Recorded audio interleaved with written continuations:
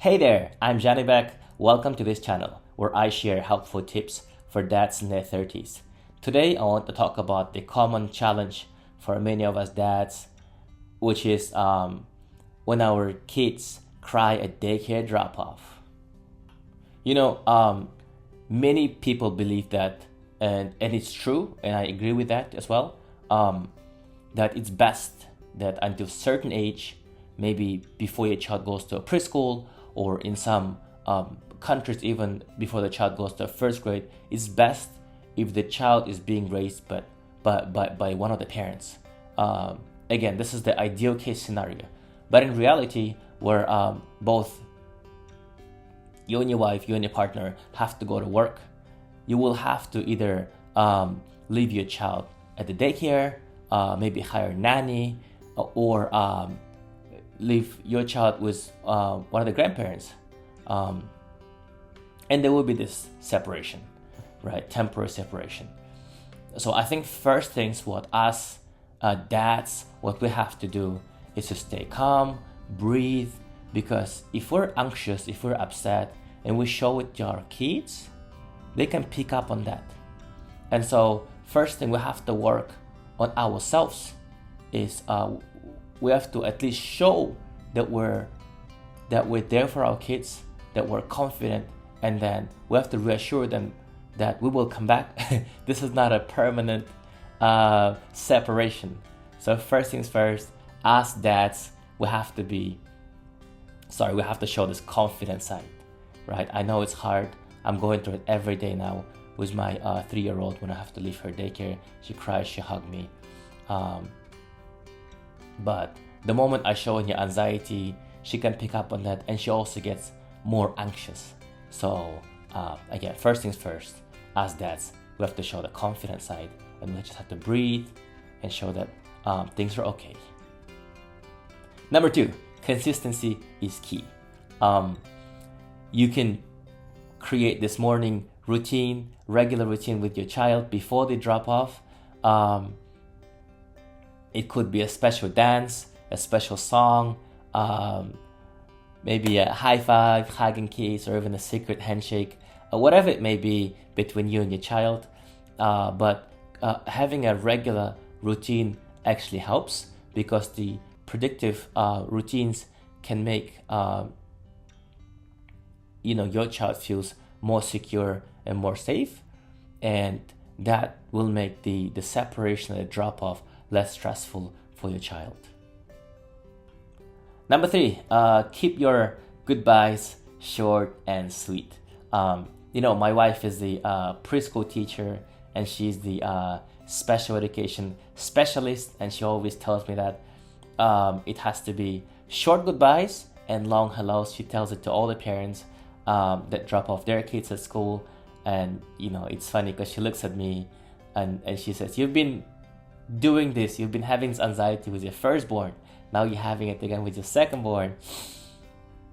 And she always reminds me that, which is true. From my experience, the more we spend time on our goodbyes for our kids, actually makes it harder for you and the child, right? So the best thing to do is to give a quick hug, a quick kiss, and say something reassuring like, "Daddy will pick you up after school," or "Mommy will pick you up after school."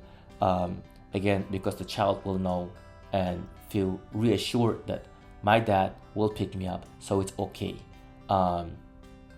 Because the more you spend time during this goodbye short time, right, it will make you and your child more anxious.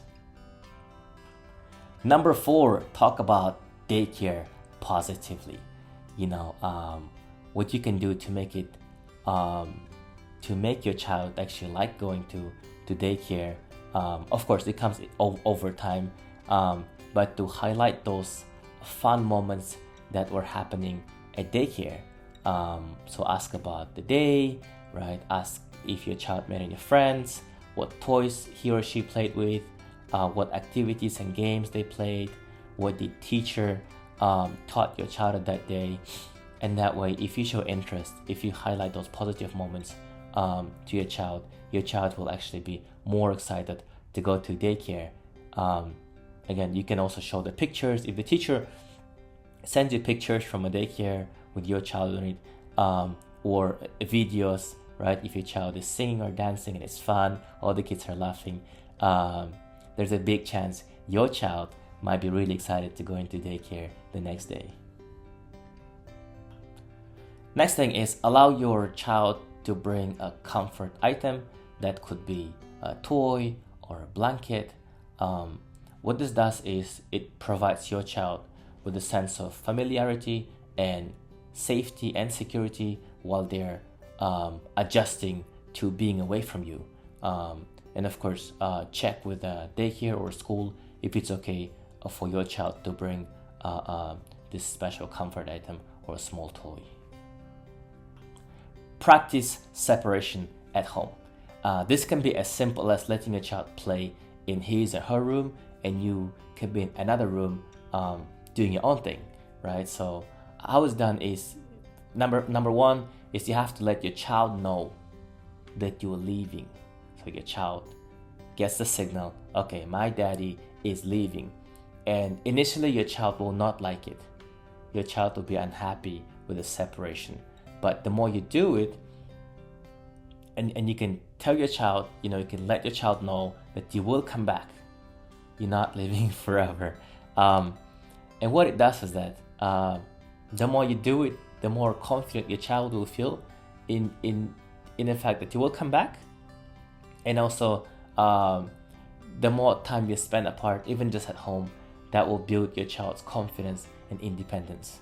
But make sure that you don't just walk away, because then your child will not know if you're there or not. And once the child turns back, you're not there, right? You have to practice it the way that you're letting your child know that you will leave, but you will come back.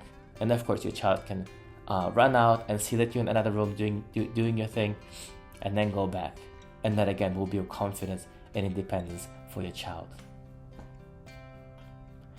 Next thing is communicate with caregivers. Let them know your specific concerns, and maybe if you have a routine with your child that helps your child adjust during the drop-off, talk to them.